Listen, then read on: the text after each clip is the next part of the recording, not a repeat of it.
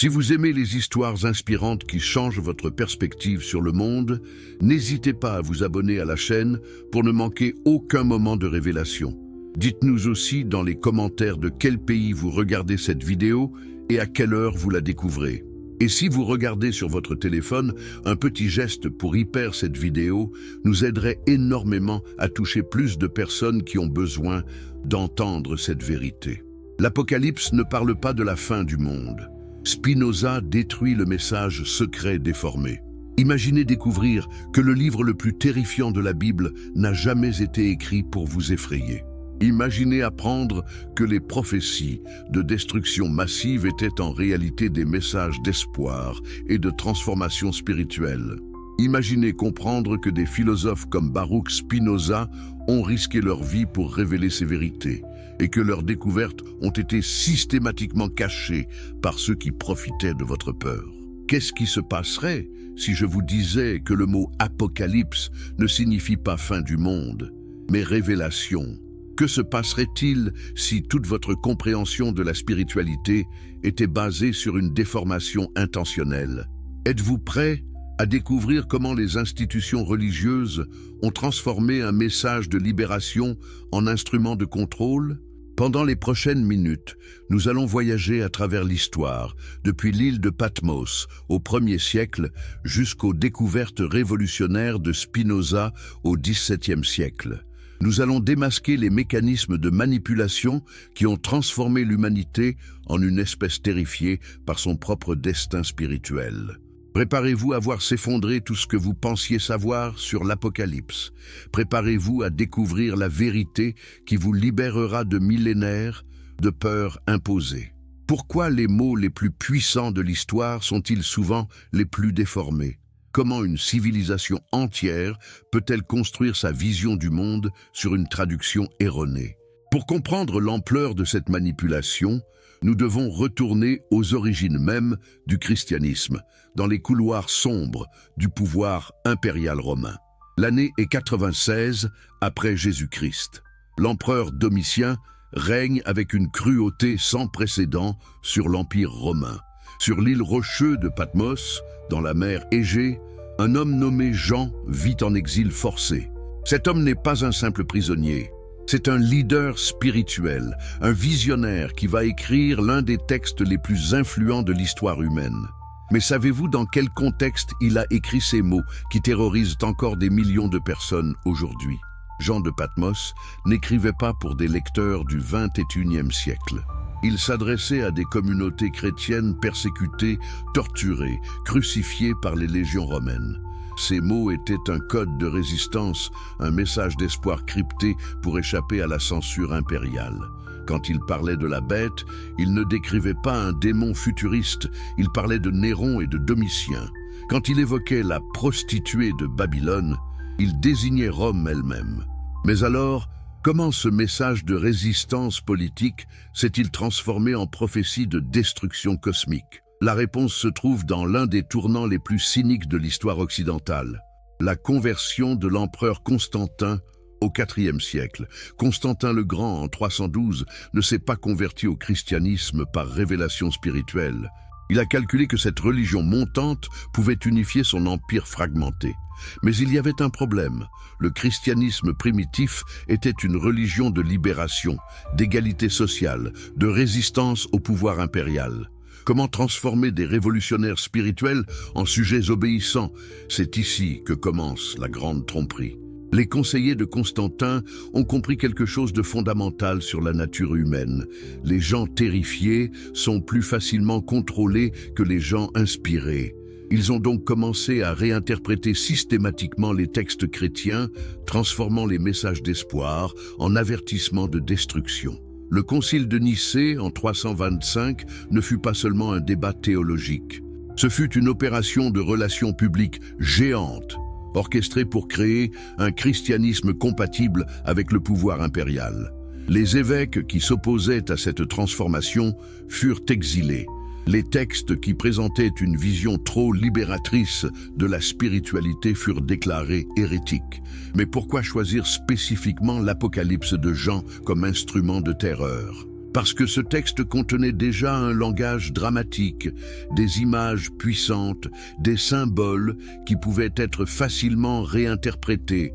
Il suffisait de changer le contexte d'interprétation pour transformer des métaphores de libération en menaces de damnation. Pensez-vous que cette manipulation était accidentelle? Croyez-vous vraiment que des hommes capables de diriger un empire n'avaient pas conscience de l'impact psychologique de leurs décisions théologiques? L'histoire nous montre le contraire. Chaque étape de cette transformation fut calculée, délibérée, systématique. Au Ve siècle, saint Augustin d'Hippone codifie cette interprétation terrifiante dans ses écrits. Pour Augustin, l'Apocalypse devient une description littérale d'événements futurs. Jugement dernier, résurrection des morts, destruction physique du monde. Cette interprétation augustinienne dominera la pensée occidentale pendant plus de 1000 ans. Mais qu'est-ce qui arriva aux voix dissidentes? Que devinrent les érudits qui comprenaient le vrai sens des textes de Jean? L'histoire nous raconte des bibliothèques entières brûlées, des manuscrits détruits, des penseurs éliminés. L'école d'Alexandrie, qui avait développé des méthodes d'interprétation symbolique sophistiquées, fut systématiquement démantelée. Origène d'Alexandrie, l'un des plus grands théologiens des premiers siècles, avait développé une herméneutique révolutionnaire. Pour lui, les textes bibliques avaient 3 niveaux de lecture, littéral, moral et spirituel. L'Apocalypse, selon cette méthode, était principalement un texte spirituel décrivant la transformation de la conscience humaine. Mais les œuvres d'Origène furent déclarées hérétiques au VIe siècle. Pourquoi cette peur des interprétations spirituelles? La réponse est simple. Une spiritualité basée sur l'illumination personnelle menace le pouvoir des institutions religieuses. Si chaque individu peut accéder directement à la vérité spirituelle, à quoi servent les prêtres, les évêques, les papes? Si l'Apocalypse parle de transformation intérieure plutôt que de jugement externe, comment justifier la nécessité d'une médiation institutionnelle? Au Moyen Âge, cette manipulation atteint des proportions grotesques. L'Inquisition espagnole, établie en 1478, torture et tue systématiquement tous ceux qui osent proposer des interprétations alternatives des textes sacrés.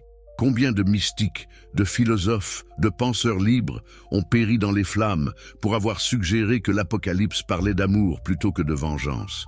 Les cathares du sud de la France, au XIIIe siècle, avaient développé une compréhension du christianisme remarquablement proche des intentions originales de Jean de Patmos.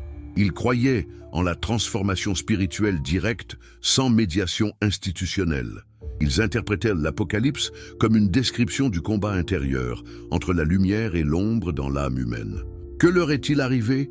Ils furent exterminés lors de la croisade albigeoise, l'un des génocides les plus systématiques du Moyen Âge. Cette répression ne visait pas seulement les hérétiques. Elle ciblait toute forme de pensée indépendante sur les textes sacrés. Les universités médiévales étaient sous contrôle strict de l'Église. Les bibliothèques étaient censurées. La possession de certains textes était punie de mort. Comment, dans ces conditions, la vérité sur l'Apocalypse aurait-elle pu survivre? Pourtant, elle survécut. Dans les écoles de mystiques juives, dans les traditions ésotériques islamiques, dans les cercles hermétiques de la Renaissance. Ces traditions gardaient vivante la compréhension originale. L'Apocalypse comme révélation, comme dévoilement de la nature divine de l'humanité. Mais il fallut attendre le XVIIe siècle et l'émergence d'un génie philosophique exceptionnel pour que cette vérité soit formulée de manière systématique et rationnelle. Cet homme était Baruch Spinoza, et son courage intellectuel allait bouleverser pour toujours notre compréhension des textes sacrés. Spinoza comprenait quelque chose que ses contemporains refusaient d'admettre. Les textes bibliques étaient des documents historiques écrits par des humains dans des contextes politiques et culturels spécifiques. Ils n'étaient pas des dictées divines tombées du ciel, mais des témoignages de l'expérience spirituelle humaine à travers l'histoire. Cette approche révolutionnaire, que nous appelons aujourd'hui la méthode historico-critique, permettait enfin de comprendre ce que Jean de Patmos avait réellement voulu dire. Et ce qu'il découvrit était à l'opposé de ce que les institutions religieuses enseignaient depuis des siècles. Imaginez vivre dans un monde où questionner l'interprétation officielle d'un texte religieux peut vous coûter la vie. Imaginez être excommunié de votre propre communauté pour avoir suggéré que Dieu pourrait être différent de ce que les autorités enseignent. C'était le monde de Baruch Spinoza en 1656, quand la communauté juive d'Amsterdam prononça contre lui l'un des anathèmes les plus sévères de l'histoire. Mais qu'avait fait Spinoza pour mériter une telle condamnation? Il avait osé appliquer la raison humaine à l'étude des textes sacrés. Il avait suggéré que la Bible, y compris l'Apocalypse, devait être comprise dans son contexte historique plutôt que comme une série de commandements divins intemporels. Pour les autorités religieuses de son époque, c'était un crime impardonnable. Spinoza avait grandi dans une famille de maranes, ces juifs espagnols et portugais qui avaient été forcés de se convertir au christianisme, mais continuaient à pratiquer le judaïsme en secret. Cette expérience familiale lui avait appris quelque chose de fondamental. Les institutions religieuses sont capables des manipulations les plus cyniques quand il s'agit de préserver leur pouvoir. Quand il commença à étudier l'Apocalypse de Jean, Spinoza apporta cette sensibilité historique aiguë. Il savait reconnaître la différence entre un texte authentiquement spirituel et un instrument de propagande religieuse. Et ce qu'il découvrit le choqua. L'interprétation traditionnelle de l'Apocalypse était non seulement erronée, elle était délibérément trompeuse. Dans son traité théologico-politique, publié anonymement en 1670, Spinoza expose sa méthode révolutionnaire d'interprétation biblique. Pour lui, comprendre un texte religieux nécessite de connaître la langue dans laquelle il fut écrit, l'époque historique de sa composition, les circonstances politiques de son auteur et les traditions culturelles de sa communauté d'origine. Appliquée à l'Apocalypse, cette méthode révélait des vérités stupéfiantes. Jean de Patmos n'écrivait pas en grec par hasard, il s'adressait aux communautés hellénisées de l'Empire romain. Ces images et symboles n'étaient pas des inventions mystérieuses, mais des références culturelles que ses contemporains comprenaient immédiatement. La bête avec le nombre 666. En utilisant la gématrie hébraïque, ce nombre correspond exactement aux lettres qui composent le nom de Néron César. La prostituée de Babylone? Babylone était le nom que les Juifs donnaient à Rome depuis la destruction du Temple en 70 après Jésus-Christ. Les 7 têtes de la bête, les 7 collines sur lesquelles Rome était construite. Pourquoi ces évidences historiques avaient-elles été occultées pendant des siècles? Spinoza comprenait que révéler la véritable nature politique de l'Apocalypse remettait en question toute l'architecture du pouvoir religieux occidental. Si l'Apocalypse était un pamphlet de résistance anti-impériale, plutôt qu'une prophétie divine, que devenaient tous les systèmes théologiques construits sur son interprétation littérale. Mais Spinoza alla encore plus loin. Il ne se contenta pas de révéler les erreurs d'interprétation historique. Il analysa les mécanismes psychologiques par lesquels les institutions religieuses maintiennent leur contrôle sur les populations. Et ce qu'il découvrit était révolutionnaire. La peur apocalyptique était l'outil de manipulation le plus efficace jamais inventé. Comment fonctionne cette manipulation? Spinoza explique que la peur paralyse la capacité de raisonnement. Quand une personne est terrorisée par la perspective du jugement dernier, elle perd sa capacité critique. Elle devient prête à accepter n'importe quelle autorité qui promet de la sauver de cette menace imaginaire. Cette analyse spinozienne explique pourquoi les périodes de crise sociale correspondent souvent à des résurgences de fièvre apocalyptique. Quand les gens sont anxieux à propos de leur avenir, ils deviennent plus susceptibles d'accepter des interprétations terrifiantes de l'Apocalypse. Les leaders religieux opportunistes exploitent ces peurs pour accroître leur influence. Spinoza observa ce phénomène de son vivant. Les guerres religieuses qui déchiraient l'Europe au XVIIe siècle étaient alimentées par des prédications apocalyptiques. Catholiques et protestants se massacraient mutuellement en croyant défendre la vraie foi contre les forces de l'Antéchrist. Combien de millions de personnes moururent à cause d'interprétations erronées de l'Apocalypse? Mais la contribution la plus révolutionnaire de Spinoza fut sa reconceptualisation complète de la nature divine. Pour lui, Dieu n'était pas une entité séparée qui interviendrait dans l'histoire pour détruire le monde. Dieu était la nature elle-même, l'essence de toute existence, la force créatrice qui anime l'univers. Cette vision panthéiste éliminait complètement la nécessité d'un apocalypse destructeur. Si Dieu est la nature, pourquoi détruirait-il sa propre création? Si nous sommes tous des expressions de cette essence divine, pourquoi certains seraient-ils sauvés et d'autres damnés? La logique de l'apocalypse traditionnelle s'effondrait face à cette compréhension plus profonde de la divinité. Spinoza proposait une alternative révolutionnaire. Au lieu de craindre un jugement externe, l'humanité devait développer sa compréhension rationnelle de la réalité. Au lieu de chercher le salut dans la soumission à des autorités religieuses, chaque individu pouvait accéder directement à la vérité spirituelle par l'exercice de sa raison. Cette philosophie était dangereuse pour tous les systèmes de pouvoir basés sur l'ignorance et la peur. C'est pourquoi les œuvres de Spinoza furent interdites par l'Église catholique, condamné par les autorités protestantes et rejeté par sa propre communauté juive. Personne ne voulait que ces idées se répandent, mais les idées révolutionnaires ont une capacité extraordinaire de survie. Malgré la censure, malgré les persécutions, la philosophie spinozienne continua à influencer des penseurs secrets à travers l'Europe. Goethe, en Allemagne, reconnut sa dette envers Spinoza. Les philosophes des Lumières s'inspirèrent de ses méthodes critiques. Même des mystiques comme Novalis trouvèrent dans sa vision panthéiste une alternative au christianisme institutionnel. Au XVIIIe siècle, les découvertes de Spinoza commencèrent à influencer une nouvelle génération d'érudits bibliques.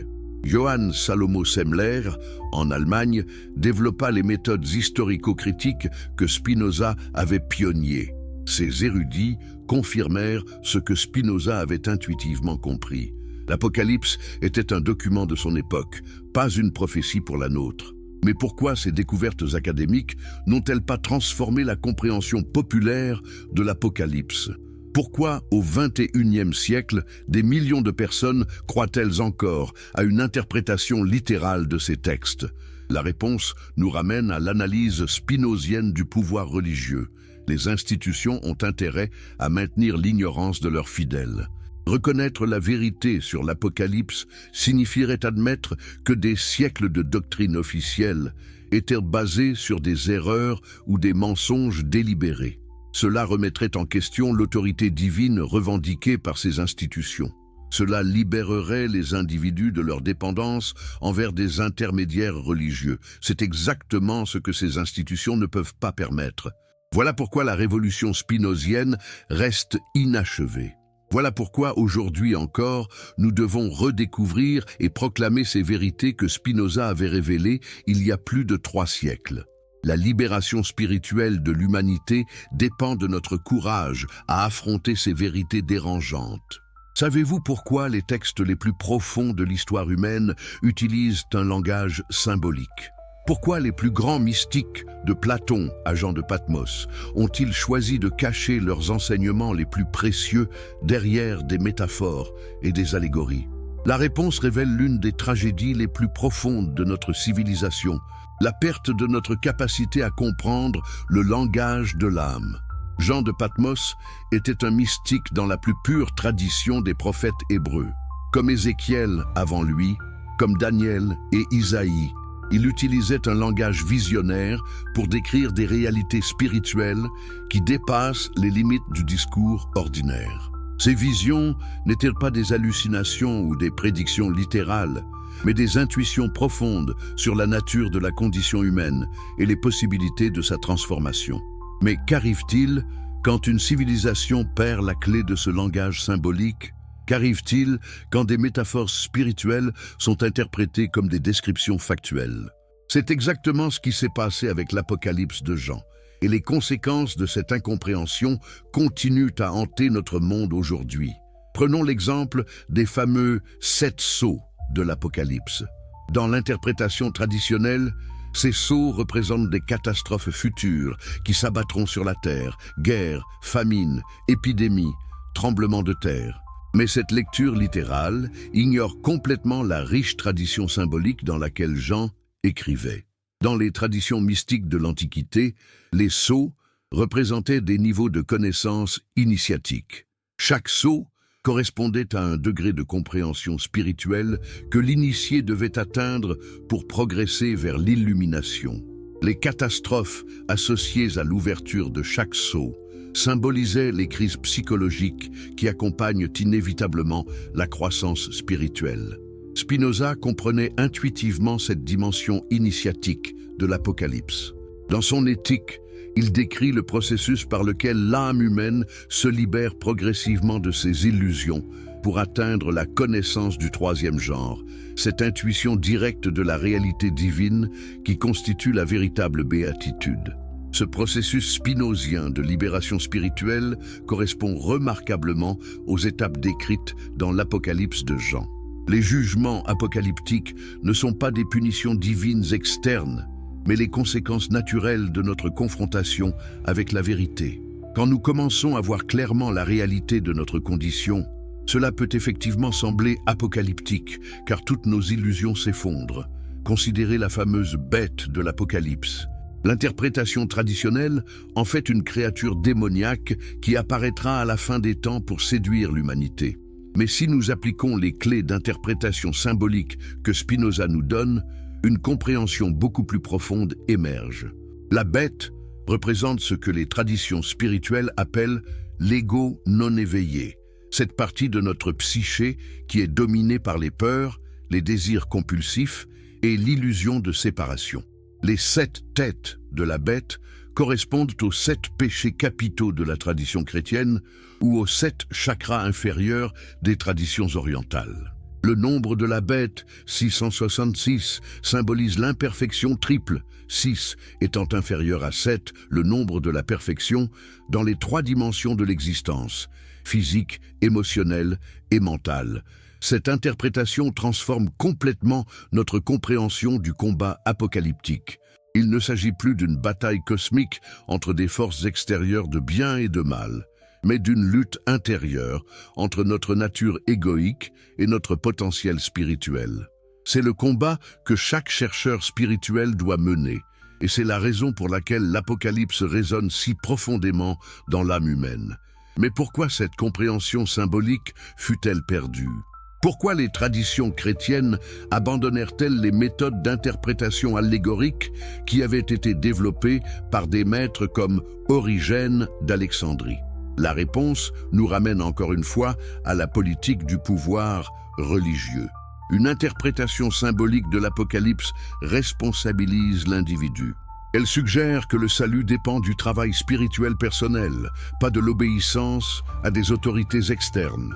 Elle implique que chaque personne peut accéder directement aux vérités les plus profondes de l'existence. Pour des institutions qui basent leur légitimité sur leur rôle de médiatrice entre l'humanité et le divin, cette perspective est inacceptable.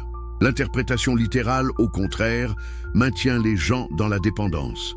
Si l'Apocalypse décrit des événements futurs sur lesquels nous n'avons aucun contrôle, alors nous dépendons entièrement de la grâce divine et de la médiation institutionnelle pour notre salut.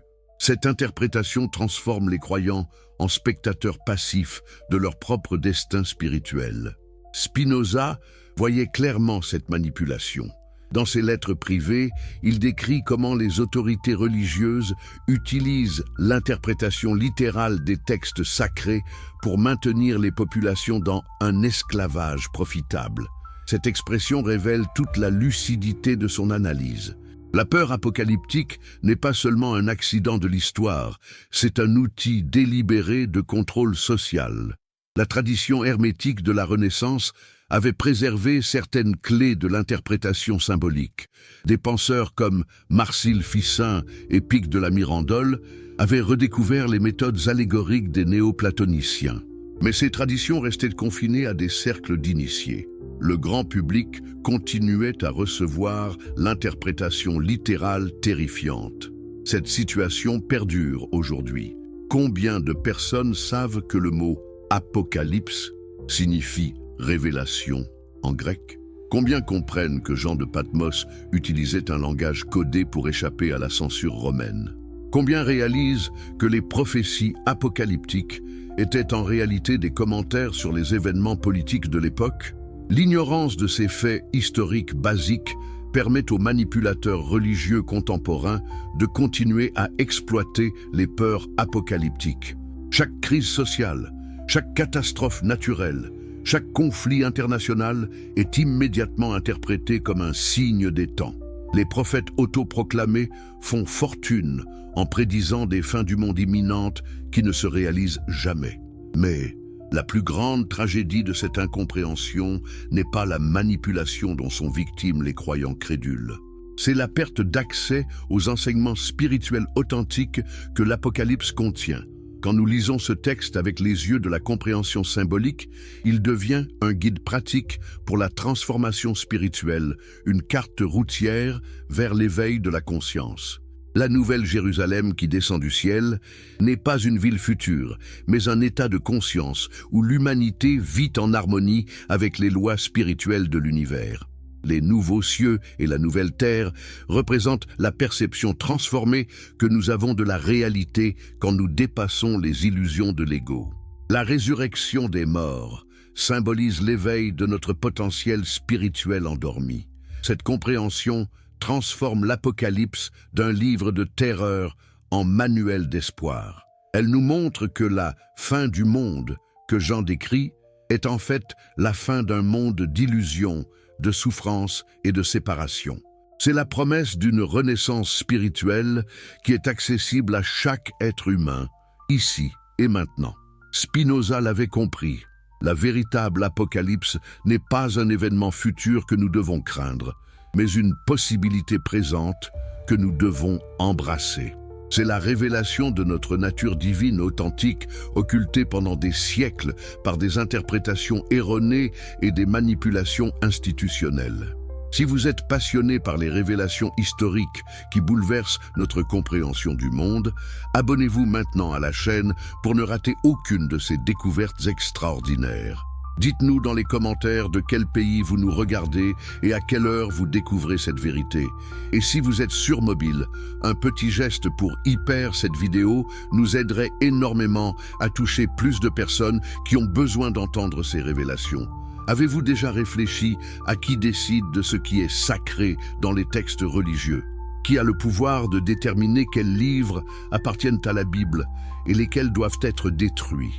Cette question nous mène au cœur de l'une des plus grandes conspirations de l'histoire occidentale, la manipulation systématique des écritures chrétiennes pour servir les intérêts du pouvoir politique et religieux. Imaginez la scène. Nous sommes en 325 après Jésus-Christ, dans la ville de Nicée, dans l'actuelle Turquie. L'empereur romain Constantin a convoqué plus de 300 évêques de tout l'Empire pour résoudre ce qu'il appelle les divisions théologiques du christianisme. Mais était-ce vraiment le but de ce concile? Ou s'agissait-il plutôt de créer une version du christianisme compatible avec les besoins de l'Empire romain?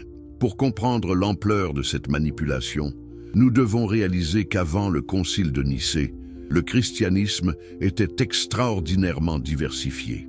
Il existait des dizaines d'évangiles différents, des centaines d'interprétations de l'enseignement de Jésus, des communautés chrétiennes avec des pratiques spirituelles radicalement différentes. Certaines de ces communautés interprétaient l'Apocalypse de Jean comme un manuel de transformation spirituelle personnelle. D'autres y voyaient un appel à la résistance politique contre l'oppression romaine. Cette diversité était-elle compatible avec les objectifs de Constantin? Absolument pas. Un empereur a besoin d'unité, de contrôle, de prévisibilité. Il ne peut pas gouverner un empire où chaque communauté religieuse a sa propre interprétation de la vérité divine. Il lui fallait une version standardisée du christianisme, une doctrine officielle qui soutiendrait son autorité plutôt que de la remettre en question. C'est ainsi que le concile de Nicée devint le premier grand exercice de censure religieuse de l'histoire occidentale. Les évêques présents n'étaient pas des chercheurs impartiaux de vérité spirituelle. C'étaient des hommes sélectionnés par l'empereur, financés par l'État romain, dépendant de la faveur impériale pour leur survie politique. Dans ces conditions, pouvaient-ils vraiment prendre des décisions objectives sur l'interprétation des textes sacrés?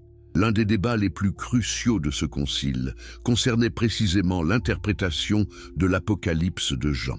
Certains évêques, influencés par la tradition d'Origène d'Alexandrie, arguaient que ce texte devait être compris symboliquement, comme une description du parcours spirituel de l'âme vers l'illumination. D'autres, menés par des figures comme Osius de Cordoue, le conseiller personnel de Constantin, insistaient sur une interprétation littérale qui soutiendrait l'autorité de l'Église institutionnelle. Devinez quelle interprétation l'emporta? Celle qui servait les intérêts du pouvoir, bien sûr. L'Apocalypse fut officiellement interprétée comme une prophétie littérale d'événements futurs, nécessitant la médiation de l'Église pour être comprise et pour offrir le salut. Cette décision transformait automatiquement tous les chrétiens en dépendants de l'autorité ecclésiastique. Mais que devint la riche tradition d'interprétation symbolique qui avait fleuri pendant les 3 premiers siècles du christianisme?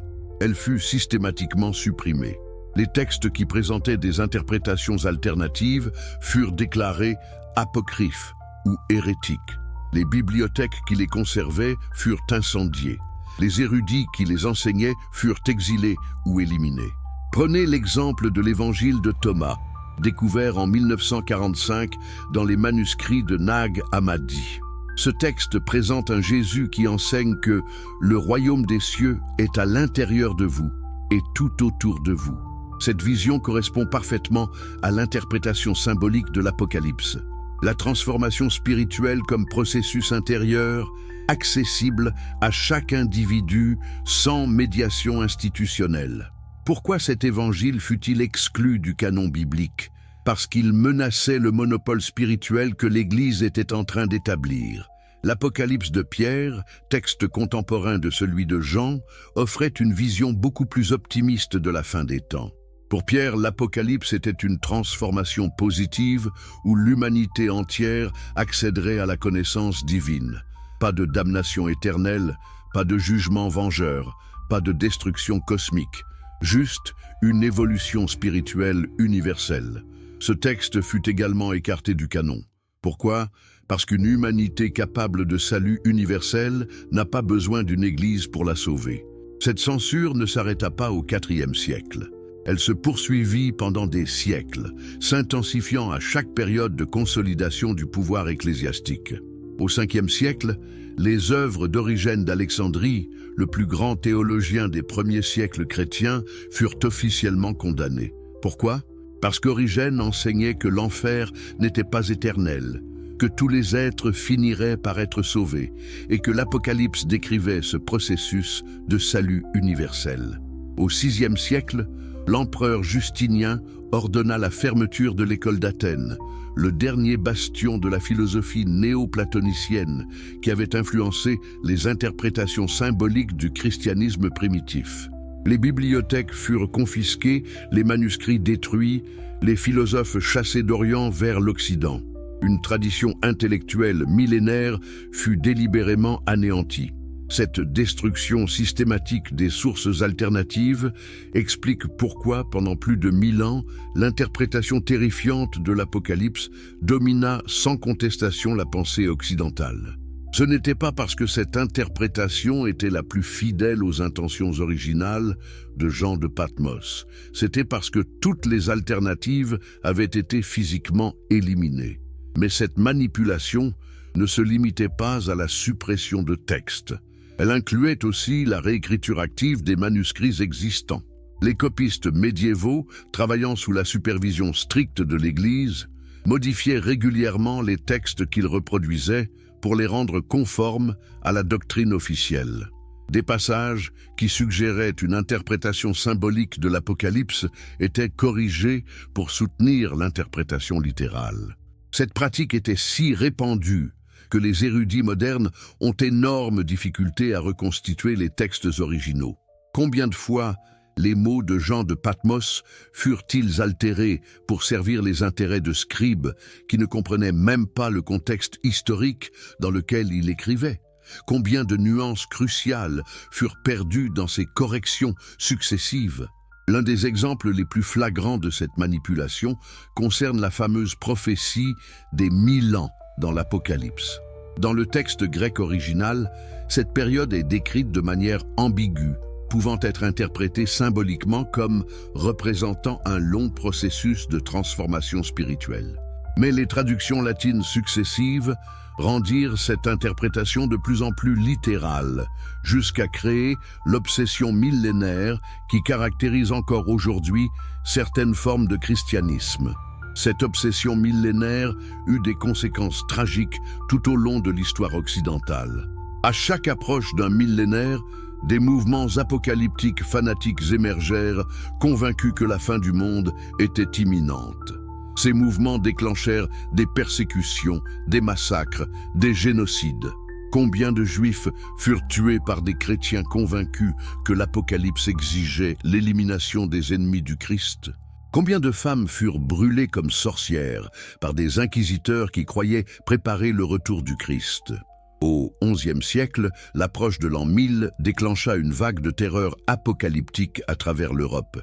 Des chroniques de l'époque décrivent des populations entières, abandonnant leurs biens, leurs familles, leurs responsabilités pour se préparer à la fin du monde. Quand cette fin ne vint pas, les autorités ecclésiastiques expliquèrent que leurs prières avaient retardé l'Apocalypse. Cette explication renforça encore leur autorité. Ils étaient devenus les gardiens du temps apocalyptique. Au XIIe siècle, l'abbé Joachim de Flore développa une nouvelle interprétation de l'Apocalypse qui divisait l'histoire en 3 âges. L'âge du Père, l'âge du Fils et l'âge du Saint-Esprit. Cette vision suggérait qu'une nouvelle ère spirituelle était sur le point de commencer, rendant obsolètes les institutions religieuses existantes. Les idées joachimites influencèrent des mouvements révolutionnaires à travers l'Europe, des cathares du sud de la France aux hussites de Bohême. Comment l'Église réagit-elle à ces interprétations alternatives? Par la violence systématique. La croisade contre les cathares, lancée en 1209, fut officiellement justifiée par leur interprétation hérétique de l'Apocalypse. Ces chrétiens du Languedoc croyaient que l'Apocalypse décrivait la libération de l'âme du monde matériel, pas la destruction physique de l'univers. Pour cette hérésie, des villes entières furent rasées, des populations entières massacrées. Le massacre de Béziers en 1209 illustre parfaitement cette logique apocalyptique perverse. Quand les soldats croisés demandèrent comment distinguer les hérétiques des catholiques orthodoxes, l'abbé Arnaud Amaury répondit « Tuez-les tous, Dieu reconnaîtra les siens ». Cette phrase résume parfaitement l'esprit de l'interprétation littérale de l'Apocalypse. Une division manichéenne du monde entre élus et damnés, justifiant les violences les plus extrêmes. Cette mentalité apocalyptique violente culmina avec l'Inquisition espagnole, établie en 1478. Les inquisiteurs se considéraient comme les agents du jugement dernier, chargés de purifier la terre avant le retour du Christ. Leur manuel d'interrogatoire citait constamment l'Apocalypse pour justifier la torture et l'exécution des hérétiques. Combien de penseurs libres, combien de mystiques authentiques, combien de chercheurs de vérité périrent dans ces flammes purificatrices. Thomas de Torquemada, le grand inquisiteur d'Espagne, avait fait broder sur ses vêtements des versets de l'Apocalypse. Il se voyait littéralement comme un ange vengeur, exécutant la volonté divine en éliminant les ennemis de la foi. Cette identification psychologique avec les figures apocalyptiques explique la cruauté extraordinaire de l'Inquisition. Ces agents croyaient sincèrement servir Dieu en torturant leurs victimes. Mais l'Inquisition ne se contenta pas de persécuter les individus. Elle organisa aussi la destruction systématique des bibliothèques et des manuscrits qui contenaient des interprétations alternatives de l'Apocalypse.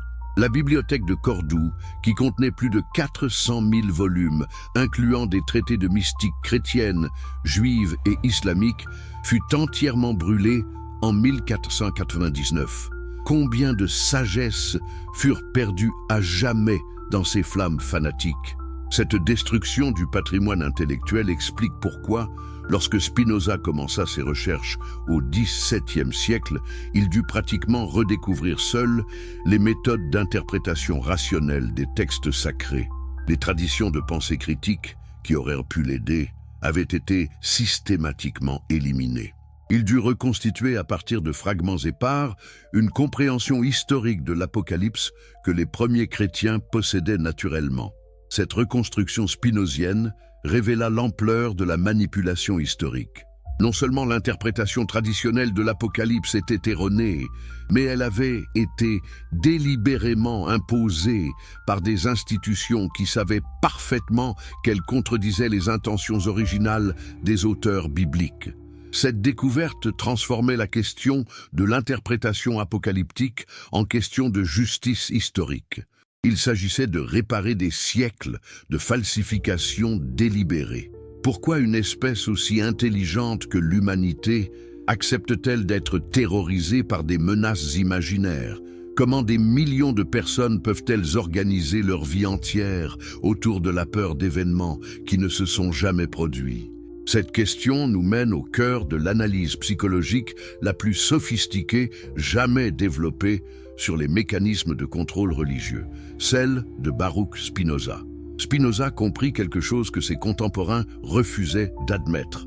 La peur apocalyptique n'est pas un accident de l'histoire religieuse, c'est un outil de manipulation psychologique d'une efficacité redoutable.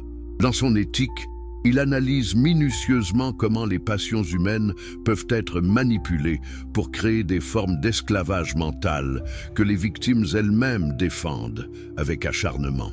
Pour Spinoza, l'être humain est naturellement guidé par ce qu'il appelle le conatus, l'effort pour persévérer dans l'existence et développer ses potentialités. Cette force vitale pousse naturellement vers la connaissance, la liberté, l'épanouissement. Mais que se passe-t-il quand cette force est détournée par la peur? Elle se retourne contre elle-même, créant des comportements d'auto-sabotage et de soumission volontaire. La terreur apocalyptique exploite précisément cette vulnérabilité psychologique. En convainquant les individus que leur survie dépend de leur soumission à des autorités religieuses, elle transforme leur instinct de conservation en instrument de leur propre asservissement. Plus ils ont peur de la damnation, plus ils deviennent dépendants de ceux qui prétendent pouvoir les en protéger. Cette dynamique explique pourquoi les périodes de crise sociale correspondent toujours à des résurgences de fièvre apocalyptique. Quand les gens sont anxieux à propos de leur avenir économique, politique ou personnel, ils deviennent plus susceptibles d'accepter des explications apocalyptiques de leurs difficultés. Les prêcheurs opportunistes exploitent systématiquement ces vulnérabilités pour accroître leur influence. Spinoza observa ce phénomène pendant les guerres de religion qui déchiraient l'Europe de son époque. Les populations terrorisées par les conflits armés se tournaient massivement vers des interprétations apocalyptiques qui promettaient une résolution divine de leurs souffrances. Cette promesse les rendait plus dociles face aux autorités qui prétendaient représenter la volonté divine. Mais l'analyse spinozienne va plus loin. Elle révèle que la terreur apocalyptique ne se contente pas d'exploiter les peurs préexistantes. Elle les crée activement. Les institutions religieuses basées sur cette terreur ont intérêt à maintenir leurs fidèles dans un état d'anxiété permanent. Plus les gens sont anxieux, plus ils sont dépendants de consolations spirituelles externes. Cette création délibérée d'anxiété explique certaines caractéristiques troublantes de la prédication apocalyptique traditionnelle. Pourquoi les prophètes apocalyptiques insistent-ils toujours sur l'imminence de la fin? Pourquoi annoncent-ils constamment des catastrophes qui ne se réalisent jamais? Parce que maintenir les gens dans l'expectative anxieuse est plus efficace pour les contrôler que de leur offrir des prédictions précises qui pourraient être vérifiées. Cette stratégie de manipulation temporelle atteint des sommets de perversité dans certaines sectes contemporaines. Les leaders de ces groupes annoncent régulièrement des dates précises pour la fin du monde. Quand ces dates passent sans incident, ils expliquent que leurs prières ont retardé l'apocalypse, renforçant ainsi leur autorité spirituelle.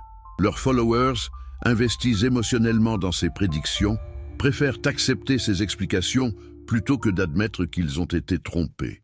Spinoza analysa également comment la terreur apocalyptique affecte les capacités cognitives. Il observa que les individus dominés par des peurs intenses perdent leur capacité de raisonnement critique. Ils deviennent incapables d'évaluer objectivement les informations qu'ils reçoivent, acceptant sans examen tout ce qui semble confirmer leurs craintes ou offrir une protection contre elles. Cette paralysie cognitive explique pourquoi les croyants apocalyptiques sont souvent imperméables aux arguments rationnels. Ce n'est pas qu'ils manquent d'intelligence, c'est que leur intelligence est bloquée par l'intensité de leur peur. Toute information qui contredit leur vision du monde apocalyptique est automatiquement rejetée comme étant inspirée par les forces du mal qu'ils redoutent. Cette dynamique crée ce que Spinoza appelle des cercles vicieux passionnels. Plus les individus sont terrifiés par l'apocalypse, moins ils sont capables d'examiner rationnellement cette terreur. Moins ils l'examinent rationnellement, plus elle leur paraît justifiée. Plus elle leur paraît justifiée, plus ils y adhèrent émotionnellement. Et plus ils y adhèrent émotionnellement, moins ils sont capables de la remettre en question. Briser ces cercles vicieux nécessite ce que Spinoza appelle un effort héroïque de la raison. Il faut une volonté extraordinaire pour questionner des croyances dans lesquelles on a investi toute sa sécurité psychologique.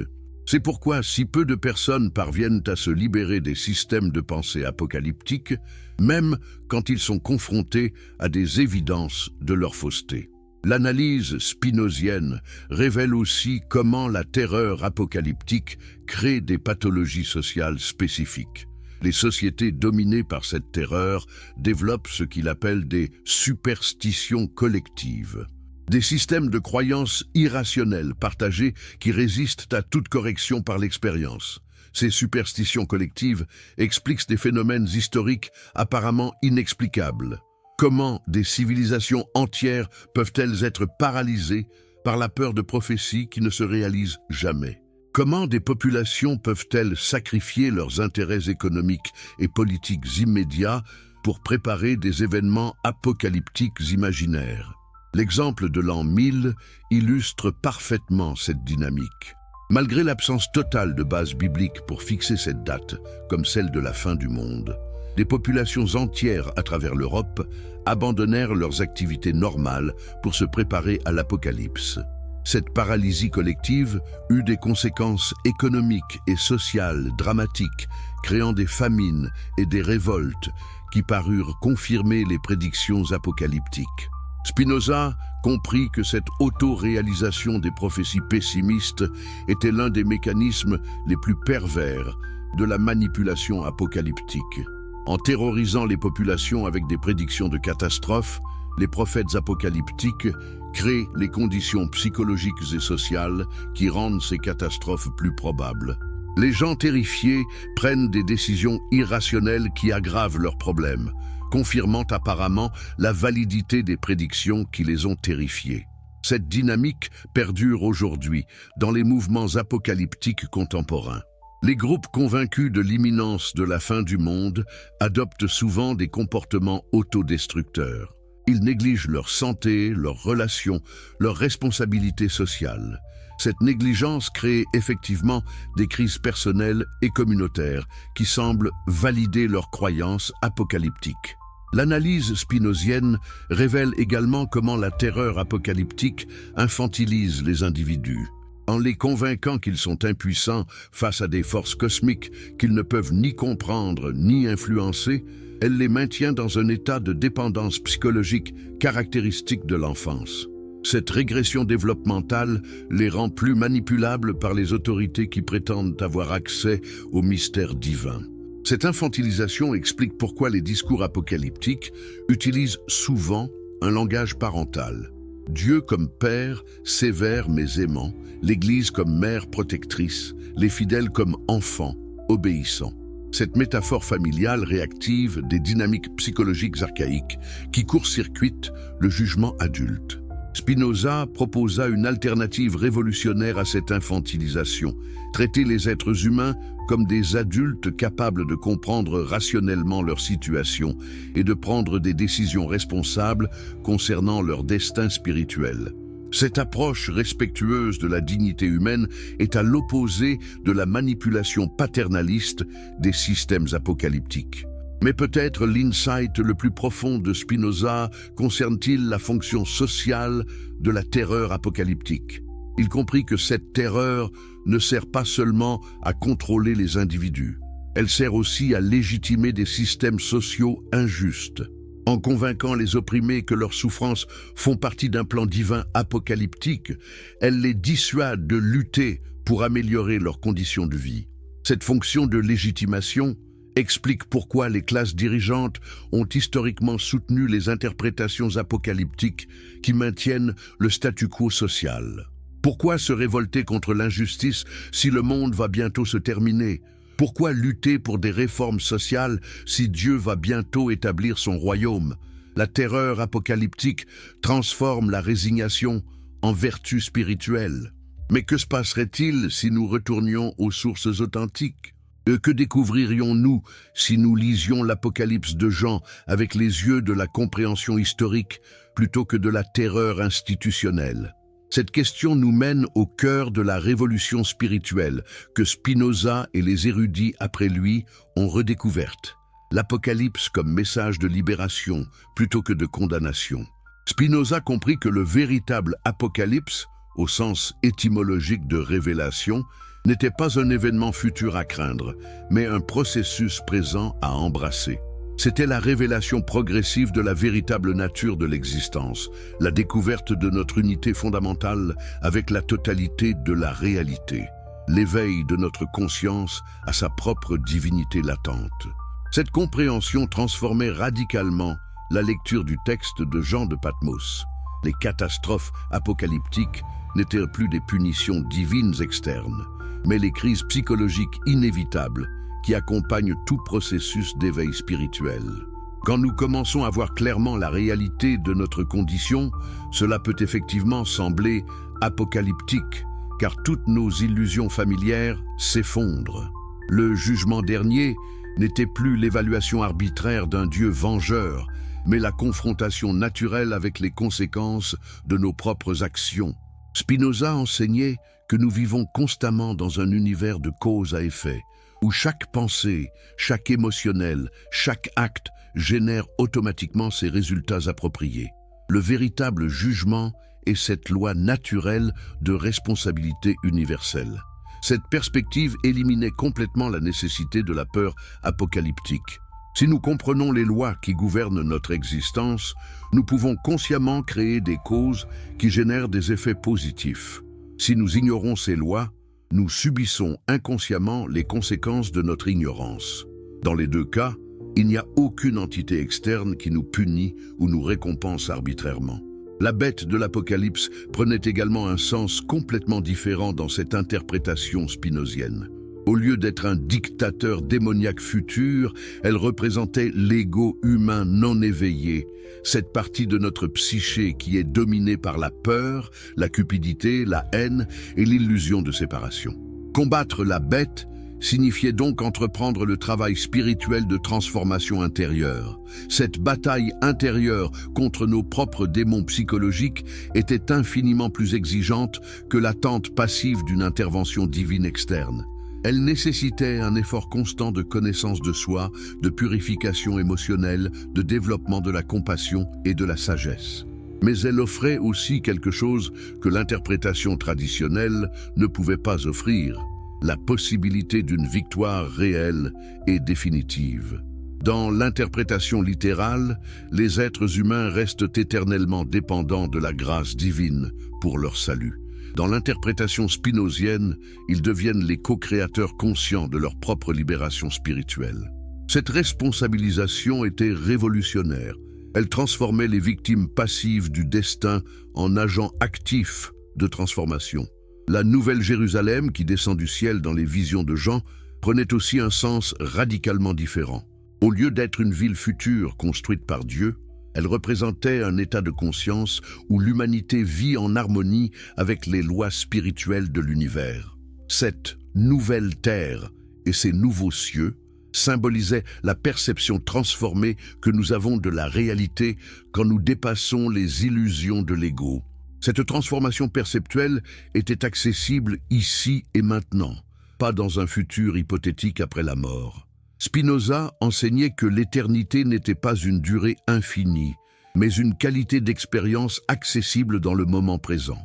Quand nous nous alignons consciemment avec les lois fondamentales de l'existence, nous goûtons à cette éternité vivante que les mystiques de toutes les traditions ont décrite. L'aspect le plus révolutionnaire de cette interprétation concernait la résurrection des morts, promise dans l'Apocalypse.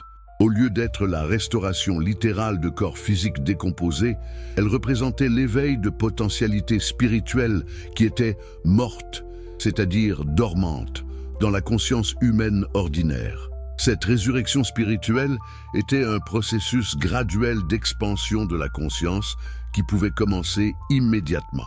Chaque moment d'insight authentique, chaque expérience de compassion genuine, chaque acte de création consciente participait à cette résurrection progressive de notre nature divine authentique. Spinoza comprenait que cette interprétation libératrice de l'Apocalypse n'était pas seulement plus fidèle aux intentions originales de Jean de Patmos, elle était aussi plus pratique pour le développement spirituel réel. Au lieu de terroriser les gens avec des menaces imaginaires, elle les inspirait à entreprendre le travail concret de transformation personnelle et sociale. Cette approche expliquait aussi pourquoi les véritables mystiques de toutes les traditions spirituelles avaient toujours compris l'Apocalypse symboliquement, plutôt que littéralement. Maître Eckhart, dans l'Allemagne du XIVe siècle, parlait de l'Apocalypse intérieure où Dieu naît dans l'âme. Jean de la Croix, en Espagne, décrivait la nuit obscure de l'âme comme un processus apocalyptique de purification spirituelle.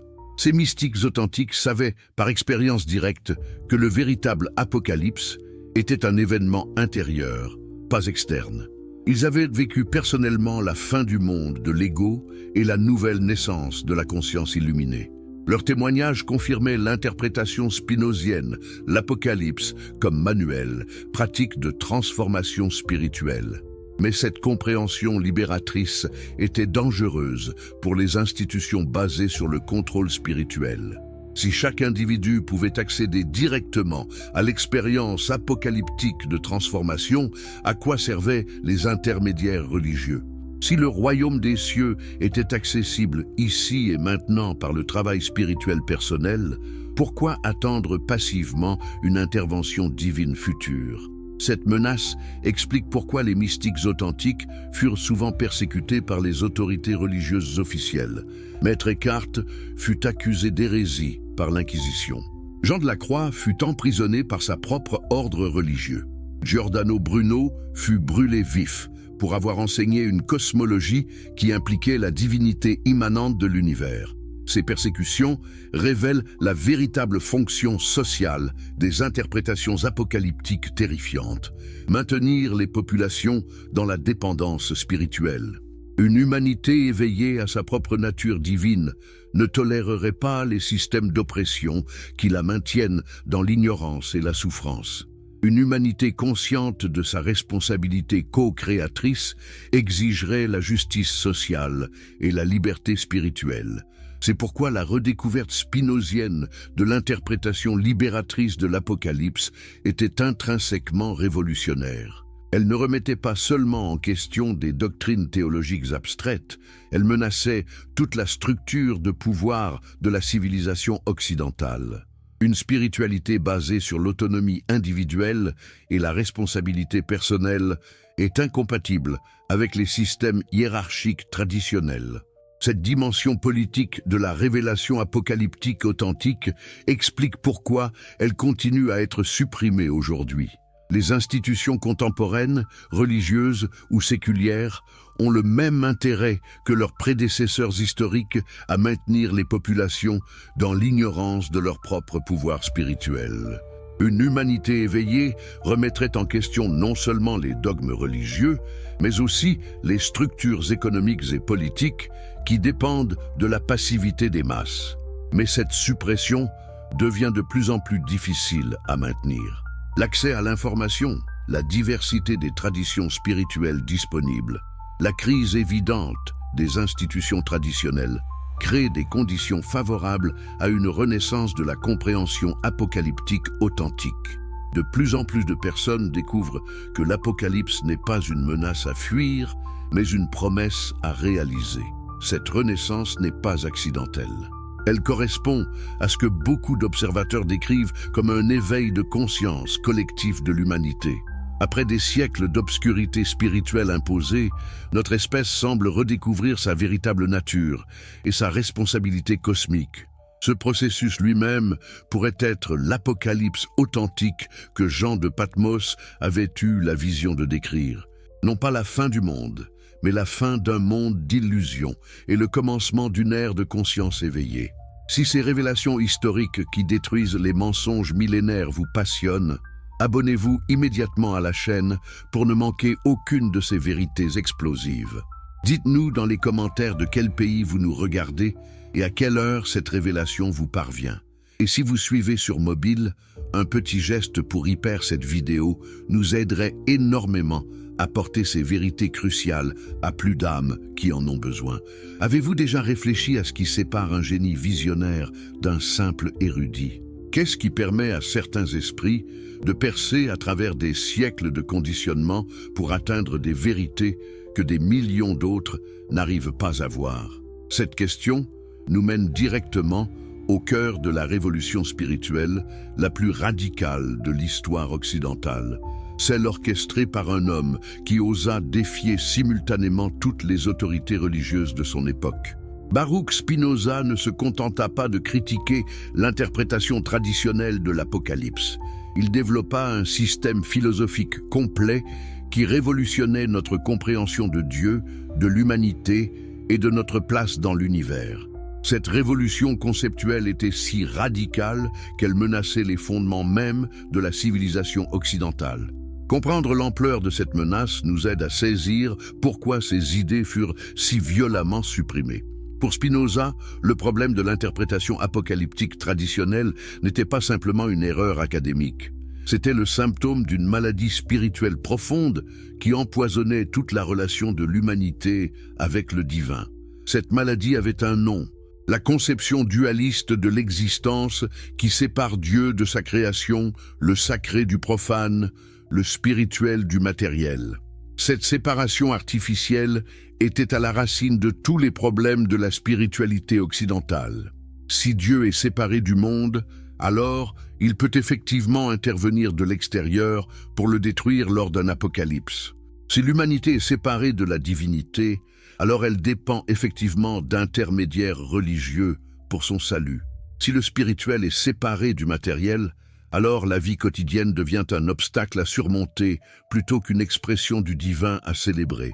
Spinoza proposa une alternative révolutionnaire, le monisme panthéiste. Pour lui, Dieu n'était pas une entité séparée qui règne sur l'univers de l'extérieur, mais la substance même de toute existence. Dieu et la nature ne faisaient qu'un. Cette identification radicale éliminait d'un coup toute la logique de l'apocalypse traditionnelle.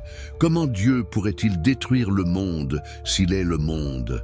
Cette vision panthéiste n'était pas simplement une spéculation philosophique abstraite. Elle avait des implications pratiques révolutionnaires pour la vie spirituelle quotidienne. Si nous vivons littéralement à l'intérieur de Dieu, alors chaque moment de notre existence est potentiellement sacré. Si notre corps est une expression de la substance divine, alors le mépris du corps prêché par certaines traditions religieuses est une forme de blasphème.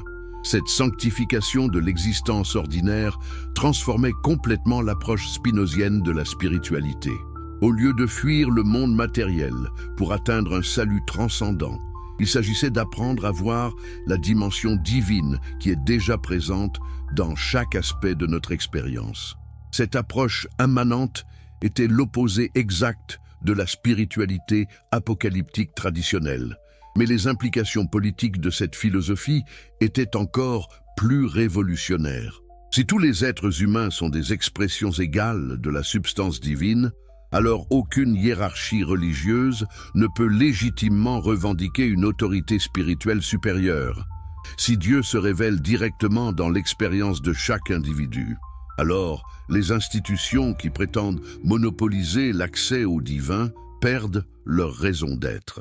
Cette égalité spirituelle fondamentale sapait les bases théologiques de tous les systèmes de pouvoir religieux.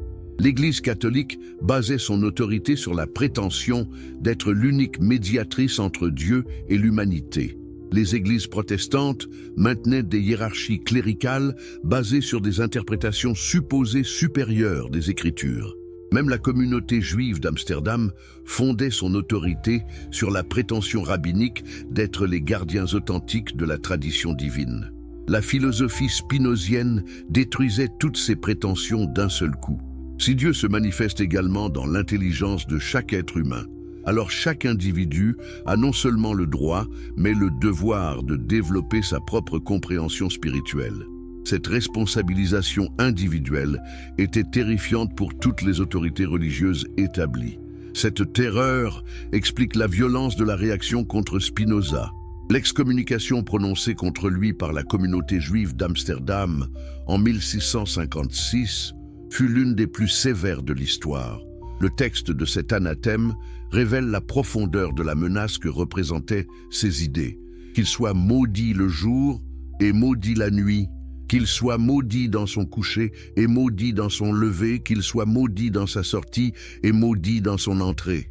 Cette malédiction rituellement exhaustive révèle plus que de la colère théologique. Elle trahit une peur existentielle profonde. Les leaders religieux comprenaient intuitivement que, si les idées de Spinoza se répandaient, tout leur système de pouvoir s'effondrerait. Une communauté composée d'individus spirituellement autonomes n'aurait plus besoin de gardiens religieux autoproclamés. La réaction chrétienne fut encore plus violente. L'Église catholique plaça immédiatement toutes les œuvres de Spinoza à l'index des livres interdits. Les autorités protestantes des Pays-Bas interdirent la publication de ces textes. Même les cercles intellectuels libéraux de son époque hésitaient à s'associer publiquement avec ces idées. Pourquoi cette unanimité dans la répression? Parce que Spinoza ne se contentait pas de critiquer des doctrines particulières. Il remettait en question la légitimité même de l'autorité religieuse institutionnelle.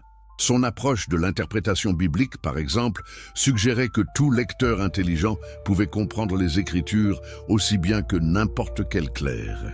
Cette démocratisation de l'herméneutique biblique menaçait le monopole interprétatif que les églises revendiquaient. Dans son traité théologico-politique, Spinoza développa une méthode d'interprétation biblique qui anticipait de plusieurs siècles les découvertes de l'exégèse moderne. Pour lui, comprendre un texte biblique nécessitait de connaître la langue originale, le contexte historique, les circonstances de composition et les conventions littéraires de l'époque. Cette approche rigoureusement historique révélait que beaucoup de doctrines traditionnelles étaient basées sur des malentendus ou des déformations délibérées. Appliquée à l'Apocalypse de Jean, cette méthode révélait des vérités stupéfiantes. Les prophéties de destruction n'étaient pas des prédictions sur l'avenir, mais des commentaires sur les événements politiques contemporains de l'auteur. Les symboles mystérieux n'étaient pas des codes divins nécessitant une interprétation cléricale, mais des références culturelles que les lecteurs originaux comprenaient immédiatement. Cette démystification de l'Apocalypse était particulièrement dangereuse pour les institutions religieuses parce qu'elle révélait comment elles avaient délibérément obscurci des textes clairs pour maintenir leur monopole interprétatif.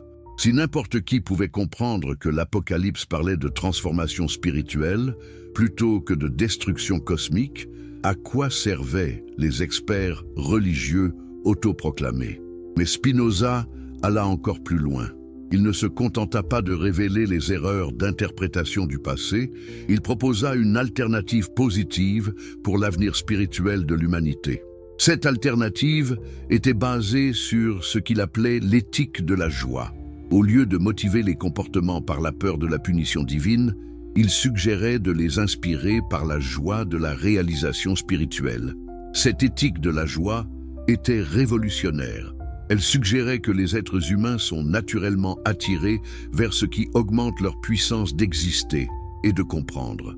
Le vice n'était pas une rébellion contre la volonté divine, mais une ignorance des véritables sources de bonheur. Le salut n'était pas une récompense externe accordée par une divinité capricieuse, mais l'état naturel d'un être qui comprend sa place dans l'ordre cosmique.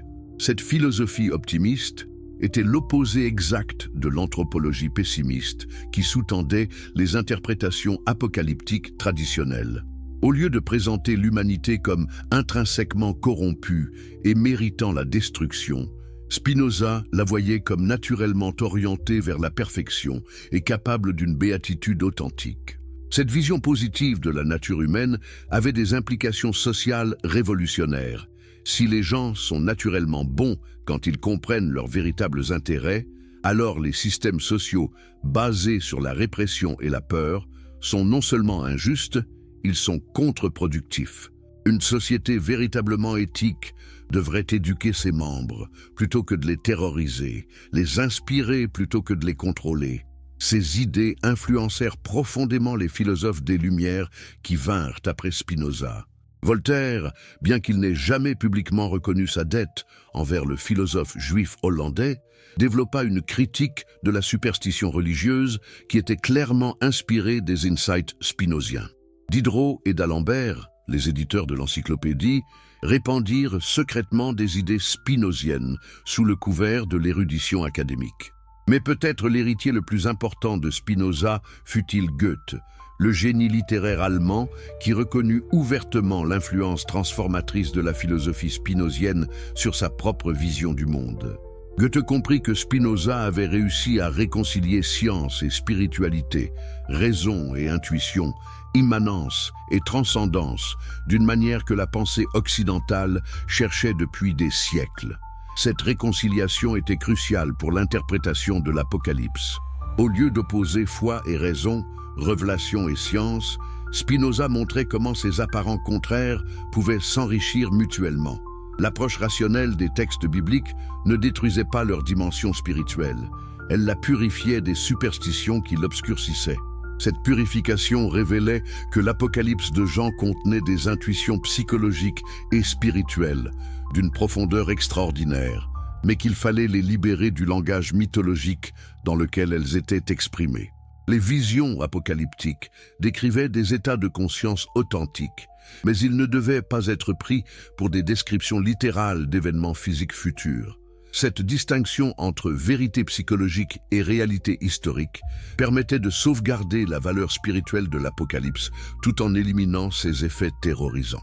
Les gens pouvaient continuer à s'inspirer des insights de Jean sur la transformation de la conscience sans vivre dans l'angoisse constante d'une catastrophe cosmique imminente.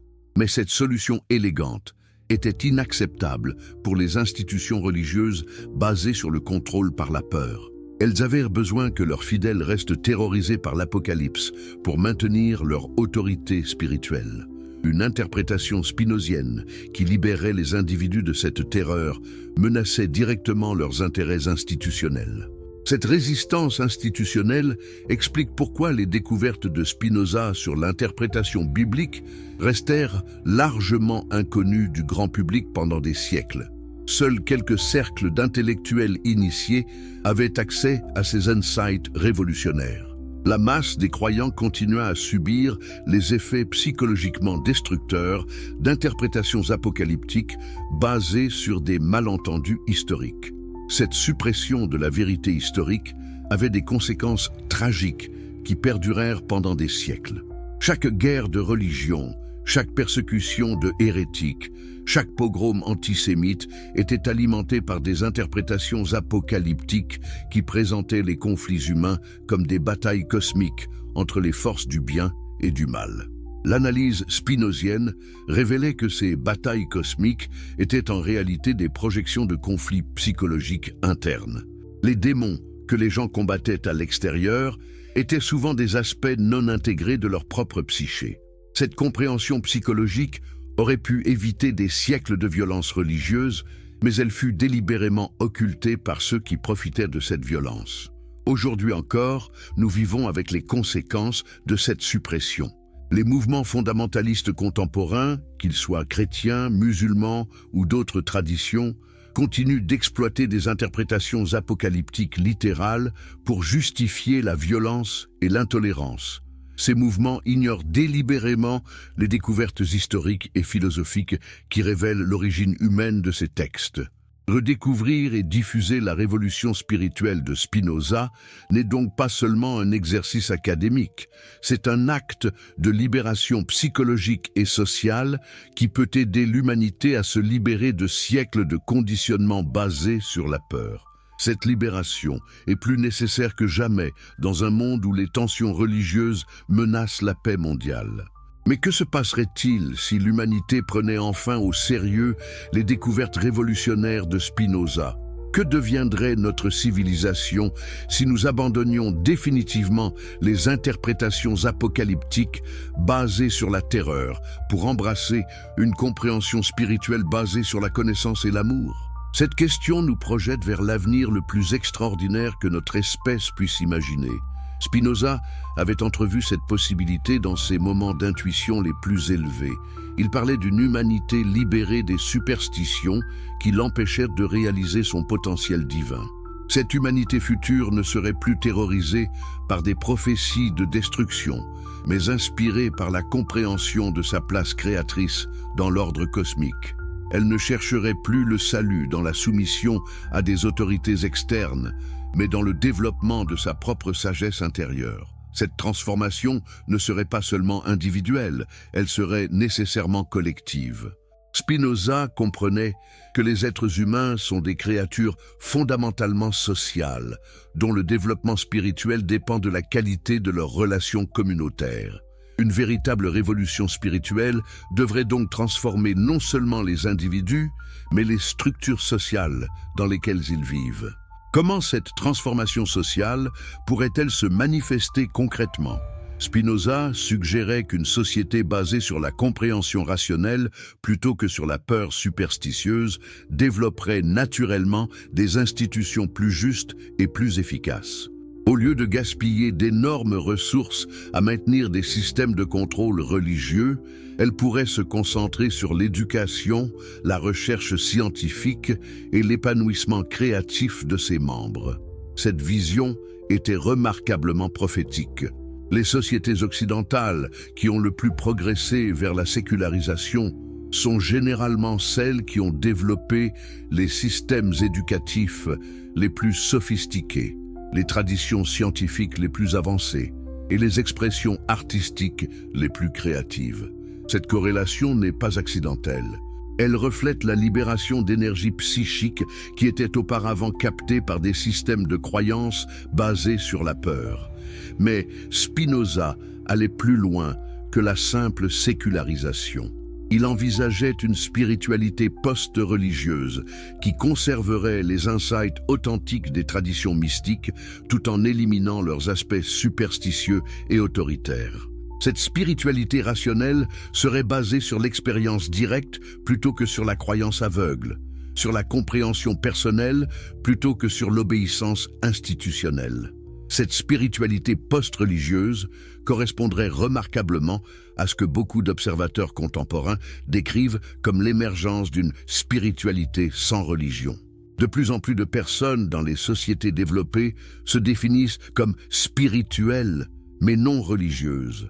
Elles cherchent des expériences de transcendance authentiques, mais rejettent les dogmes et les institutions des religions traditionnelles.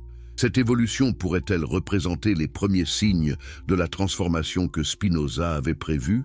Il y a des raisons de le penser.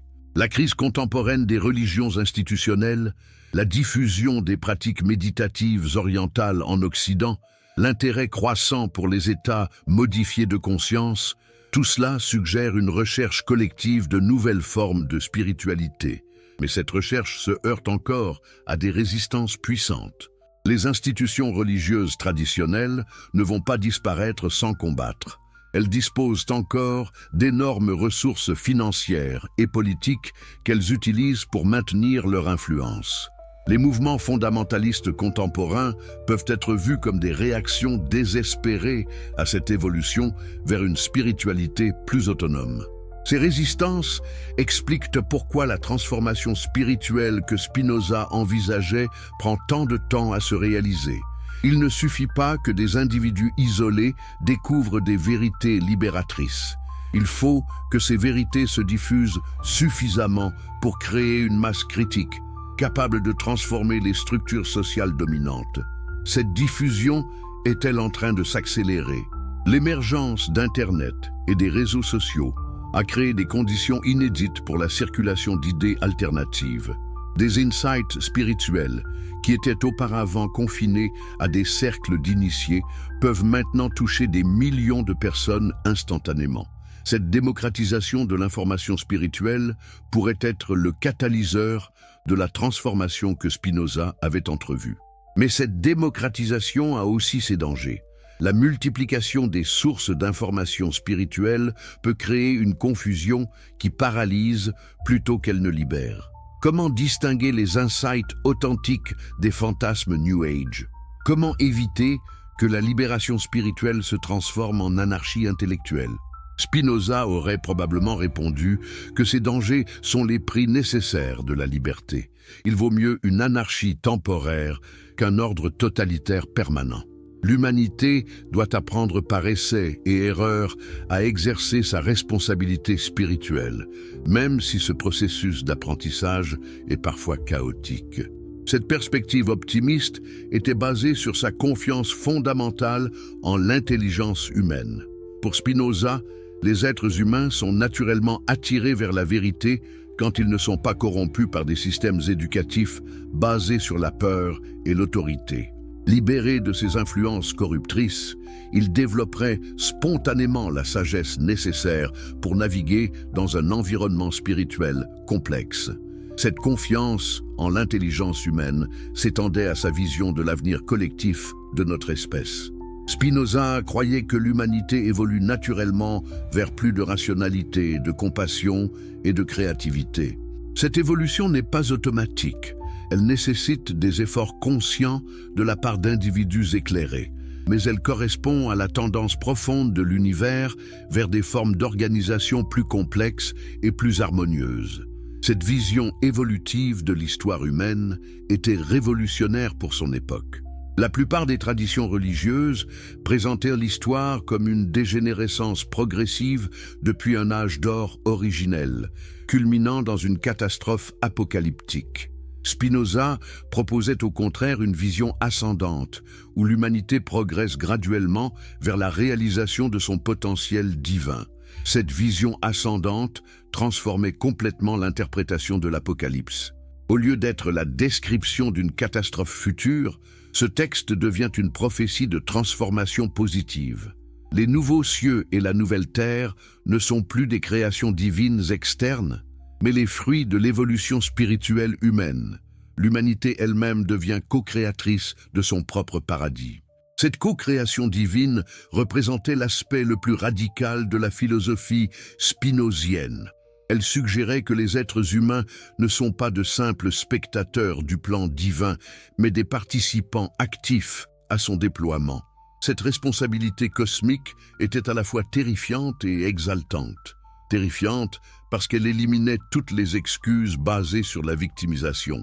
Exaltante parce qu'elle révélait le potentiel créateur illimité de la conscience humaine. Cette responsabilité co-créatrice explique pourquoi Spinoza insistait tant sur l'importance de l'éducation et du développement personnel. Si nous sommes littéralement les agents de notre propre divinisation, alors chaque moment de croissance spirituelle a une signification cosmique. Nos efforts pour devenir plus sages, plus compatissants, plus créatifs, contribuent directement à l'évolution spirituelle de l'univers entier. Cette perspective transformait l'expérience quotidienne en aventure spirituelle permanente. Chaque défi personnel devient une opportunité d'évolution consciente. Chaque relation humaine devient un laboratoire pour expérimenter des formes plus élevées d'amour. Chaque création artistique ou intellectuelle devient une participation à l'autorévélation progressive de la divinité cosmique. Cette sanctification de l'expérience ordinaire était l'opposé exact de la spiritualité apocalyptique traditionnelle qui dévalorisait le monde présent au profit d'un salut futur hypothétique. Pour Spinoza, le salut n'était pas un événement qui se produit après la mort, mais une qualité d'expérience accessible dans chaque moment présent à ceux qui ont développé la sagesse nécessaire. Cette accessibilité immédiate du salut éliminait toute la logique de l'attente apocalyptique. Pourquoi attendre passivement une intervention divine future quand on peut participer activement à la divinisation du présent? Cette question rhétorique résume parfaitement la révolution spirituelle que Spinoza proposait à l'humanité. Mais cette révolution nécessite un courage extraordinaire. Il faut beaucoup de force intérieure pour abandonner des systèmes de croyances qui, même s'ils sont terrorisants, offrent au moins la sécurité de la certitude. Accepter la responsabilité de sa propre évolution spirituelle signifie renoncer au confort psychologique de la dépendance infantile envers des autorités paternelles. Ce courage spirituel est-il en train d'émerger dans notre civilisation contemporaine? Les signes sont contradictoires. D'un côté, nous assistons à une résurgence de fondamentalisme religieux qui représente une régression vers des formes primitives de spiritualité basées sur la peur. De l'autre côté, nous voyons l'émergence de nouvelles formes de conscience spirituelle qui intègrent science et mystique, raison et intuition, individualité et universalité. Cette contradiction peut être comprise comme les douleurs d'enfantement d'une nouvelle ère spirituelle. Toute transformation majeure génère des résistances proportionnelles à son ampleur.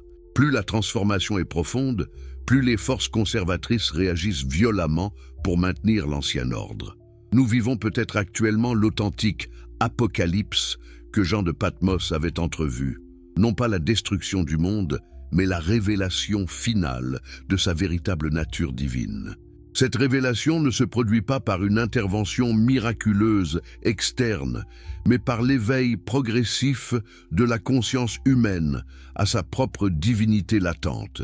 Cette interprétation contemporaine de l'Apocalypse réconcilie enfin les intuitions mystiques du passé avec les découvertes scientifiques du présent. Elle nous permet de conserver le sens du sacré tout en abandonnant les superstitions qui l'obscurcissaient. Elle nous offre une vision spirituelle de l'avenir qui inspire l'action créatrice plutôt que l'attente passive. Alors que nous arrivons au terme de cette exploration révolutionnaire, une question ultime se pose. Sommes-nous prêts en tant qu'espèce à assumer la vérité que Spinoza et les mystiques authentiques ont découverte? Sommes-nous prêts à reconnaître que l'Apocalypse n'a jamais parlé de notre destruction, mais de notre divinisation? Cette reconnaissance marquerait la fin de l'enfance spirituelle de l'humanité et le début de sa maturité cosmique. Car voici la révélation finale qui émerge de cette analyse historique et philosophique. Nous vivons actuellement l'authentique apocalypse, pas celle que les prophètes de malheur annoncent depuis des siècles, mais celle que les véritables visionnaires ont toujours entrevue. C'est l'apocalypse de la conscience, la révélation progressive de notre nature divine authentique, le dévoilement de notre responsabilité co-créatrice dans l'évolution cosmique. Cet apocalypse authentique ne se manifeste pas par des catastrophes externes, mais par des transformations intérieures. Chaque individu qui se libère des conditionnements basés sur la peur participe à cette révélation collective. Chaque communauté qui développe des relations basées sur la compréhension mutuelle plutôt que sur la domination contribue à l'émergence de la Nouvelle Jérusalem. Chaque découverte scientifique qui révèle l'interconnexion fondamentale de toute existence dévoile un aspect de la gloire divine que Jean avait entrevu. Cette perspective transforme radicalement notre compréhension de l'époque contemporaine. Au lieu de voir notre ère comme une période de déclin spirituel, nous pouvons la reconnaître comme une période d'éveil sans précédent. Jamais dans l'histoire humaine, autant d'individus n'ont eu accès à autant de traditions spirituelles différentes. Jamais autant de personnes n'ont été libérées des contraintes dogmatiques qui empêchaient l'exploration spirituelle authentique. Cette libération massive n'est pas accidentelle. Elle correspond exactement à ce que Spinoza avait prévu.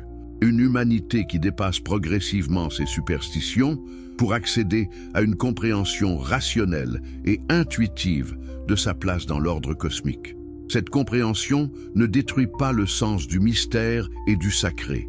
Elle l'approfondit en l'enracinant dans l'expérience directe plutôt que dans la croyance aveugle. Les signes de cette transformation sont partout pour qui sait les voir. L'intérêt croissant pour les pratiques méditatives révèle une soif collective d'expériences spirituelles directes.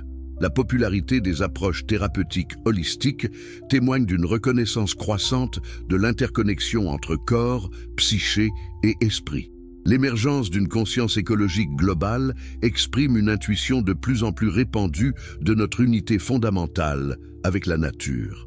Ces développements correspondent parfaitement aux prédictions optimistes de Spinoza sur l'évolution spirituelle de l'humanité.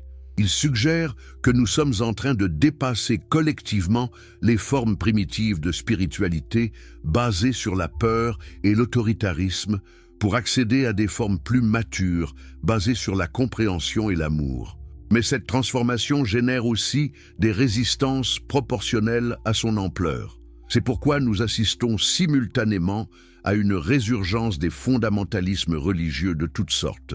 Ces mouvements représentent les forces conservatrices de l'inconscient collectif qui tentent désespérément de maintenir les anciennes structures de pouvoir spirituel. Cette bataille entre les forces évolutives et conservatrices de la psyché collective pourrait être exactement ce que Jean de Patmos décrivait symboliquement comme le combat final entre les forces de la lumière et celles des ténèbres. Sauf que ce combat ne se déroule pas sur des champs de bataille externes, mais dans la conscience de chaque être humain et dans la dynamique des sociétés humaines.